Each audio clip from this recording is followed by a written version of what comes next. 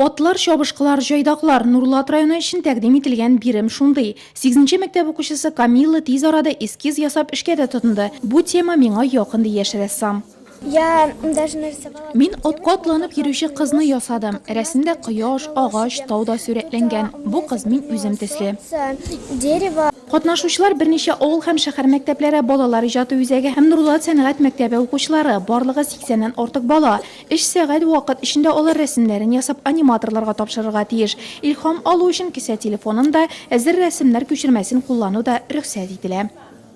Первый vektor sцены был Tatariston g'osiri bir giraldikaga bag'ishlandi. Har kim o'z rayoni gerbini yasadi. Ikkinchisida ko'rinakli o'rinlarni yasarga kerak edi. Hamma uchinchisi turli tarmoqlar o'sishi bilan bog'li.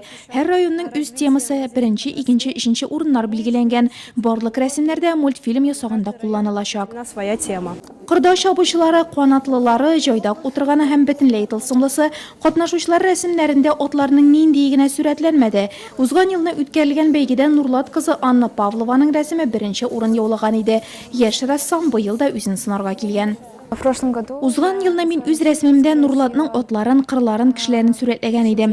Ya'ni o'z shaharimni nechta go'zalligimni qog'ozga tushirdim. Rasmim multfilmga ilakdi. Bu yil men shahardan chiqqan yo'ldagi ko'rsatkichlarni, otlarni yasayim. Borisida quyosh boygan peyzaj fonida bo'lajak. Ikki otna ishida Tatar multfilm animatorlari 43 rayonda shunday belgilar o'tkazishga tegish. Natijada Tatariston turida tushirilgan multfilmda Nurlat rayoni haqida ayrim bo'lik bo'lajak. Bolalar o'z rasmlarini shunday ko'ra olar deb kutiladi.